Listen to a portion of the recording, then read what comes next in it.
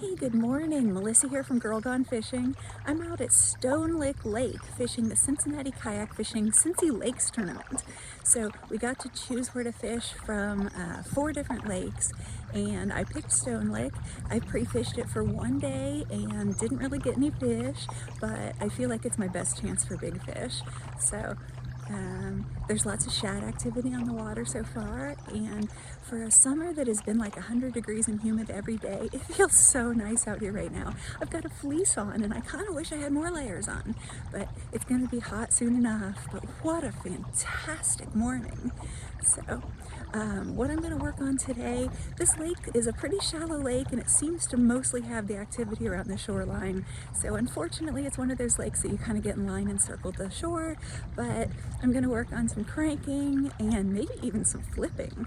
So I rigged up a creature bait, but I couldn't figure out how to peg it. I was really sleep deprived when I was doing it, and so I just did a weightless creature bait on a super heavy flipping hook, you know, with like the hook keeper and like heavy wire. So I thought maybe that would work since I'm not really trying to get through super heavy stuff. I'm gonna try weightless flipping.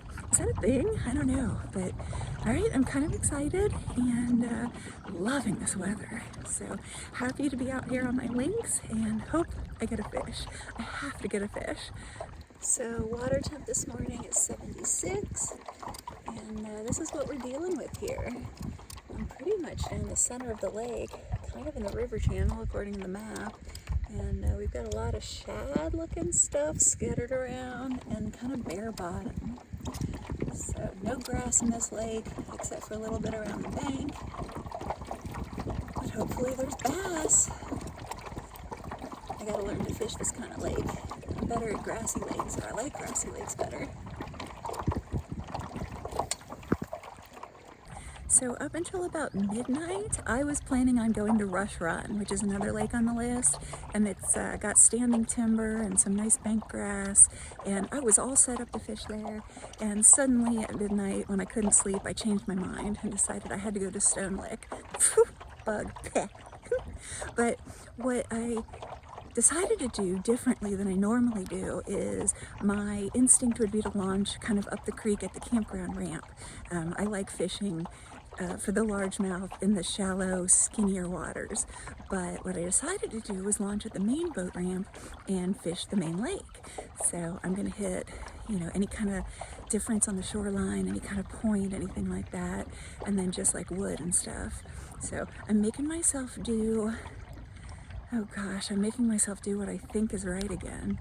And I said I wasn't going to do that, but I think it's right. I don't know. I overthink this stuff, but suddenly last night, not sleeping at all, I decided this was the right decision, and I just went with it. So we'll see what happens. Oh, and I have to admit, unfortunately, I forgot the SD card for my 360 camera, and it takes a dedicated SD card that has not been in the other GoPro Heroes. Once an SD card has been formatted for the other Heroes, it doesn't seem to work in my 360. So I apologize, but this is going to be an iPhone-only tournament video, and maybe that will help me focus and catch some fish. But don't worry, I'll bring you guys along with the giant bass I'm going to catch today. I'm freezing, that's why I got this up. I can't believe it's this chilly. 10 more minutes to wait until line's in. Nothing to do but float around and appreciate how lucky I am to be out here. Look what I got. Fish number 1. He's only 12.5 inches, but I'm so excited. On a buzzbait. Buzzbait. Don't want to tell everyone else, although it's clacking real loud back here. I'm so excited. Well, the sun's starting to come up, and it kind of to me means the end of the morning bite, but it's been almost 2 hours since I caught that little fish, and I haven't caught anything else yet. So I caught that fish on a buzzbait, and I kept throwing a buzzbait like on the side of the lake that was in the shadow as the sun came up, and then I switched to a popper because it's a little more like finessey and I tried a popper around areas that looked like where I caught that little fish, and I didn't get anything. So then I tried my square bill and I tried a little chatterbait, but didn't get anything. So now I'm gonna switch over and start alternating into finesse. So like maybe a creature bait. I've got a wacky rig, General from Berkeley, and I've got a weightless Senko on like a round bed worm hook. So I'm gonna throw those things around to the edge and see if I can get anything. Okay, fish number 2, it's 10 o'clock, so it's been 3 hours since my last fish. This guy is 13 inches, woohoo! He came on a 3XD crankbait. If you guys want to know what lived right at the mouth of that culvert there, it's on the end of my line right now.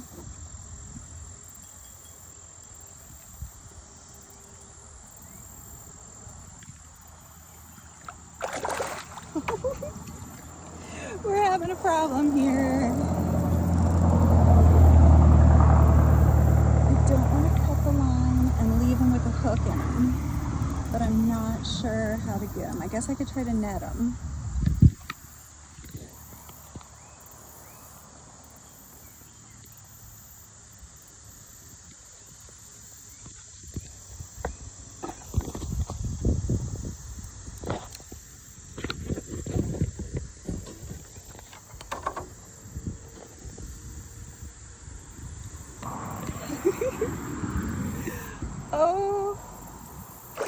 Oh my goodness.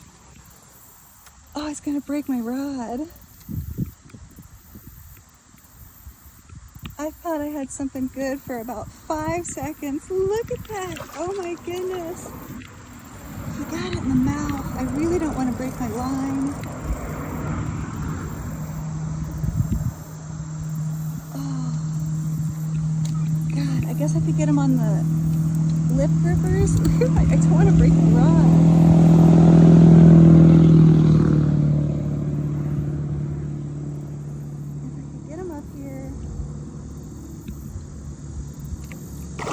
Oh, it's in his foot?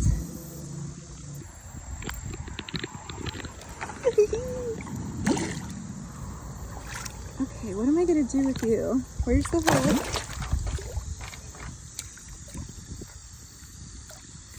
Oh, it's in your hand?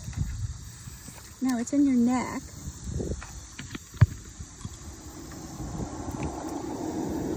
Okay, I can do that. Oh, is he gonna bite me?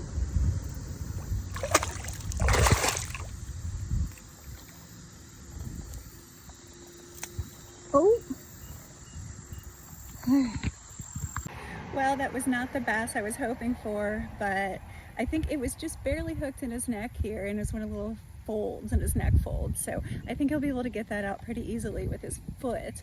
I couldn't get him off. I was gonna try to net him, and it broke. So yeah, wish it had been a big bass. Fish number 3, 11.5 inches. This guy was on a weightless Senko. All right, I got a 10-incher. In Cincinnati kayak fishing, anything 8 inches and above is good because you just take a picture and put them back. So this guy's number 4, 10 inches. It's the second one in a row on a weightless Senko. So can you see behind me? I'm throwing up to the shore and that kind of stuff and just letting it sink and then pulling it across the top.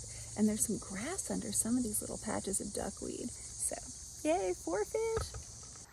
All right, I got my limit, and he's a giant, 13.25. Okay, not a giant, but for today, he's my biggest. Yes, I got my 5 fish. Now I've got 10 minutes to try to upgrade.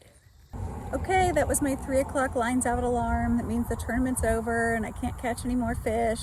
But I got 5. I got my limit. It's the smallest limit ever invented, but I got my limit. I'm really proud about that, and I have to wonder if, I went into this with a little better positive mindset than normal, and I caught some fish. So maybe the last couple tournaments where I was just down in the dumps about how I was doing, just, you can't catch fish if you're unhappy maybe. I don't know. But this was a wonderful day.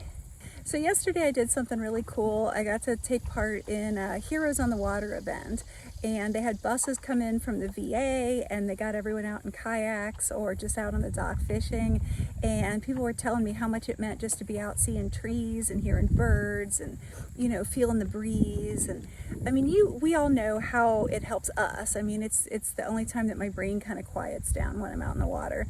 And to be able to be part, just a very, very small part of helping, it was awesome.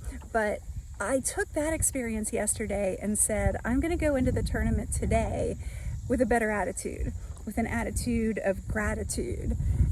So that's what I did today. I decided that I was just going to be out here thankful that I had the opportunity, and grateful, you know, for the chance, for the experience. I love this sport. I love being out on the water. I love the people that I compete against and fish with. There's nothing in that I ever want to give up. So I really don't love not catching fish, but where's the pressure coming from? Am I putting it on myself? Or are other people out there going, oh, Melissa's not catching fish? I'm pretty sure it's me. Pretty sure that I am putting that pressure on myself. So I'm going to try to back down on that and just keep going with the thankful for being out on the water, thankful for the opportunity, and really enjoy my time. Maybe then the fish will come. So I finished somewhere like, you know, bottom, middle, but I got 5 fish. So that's what mattered to me today.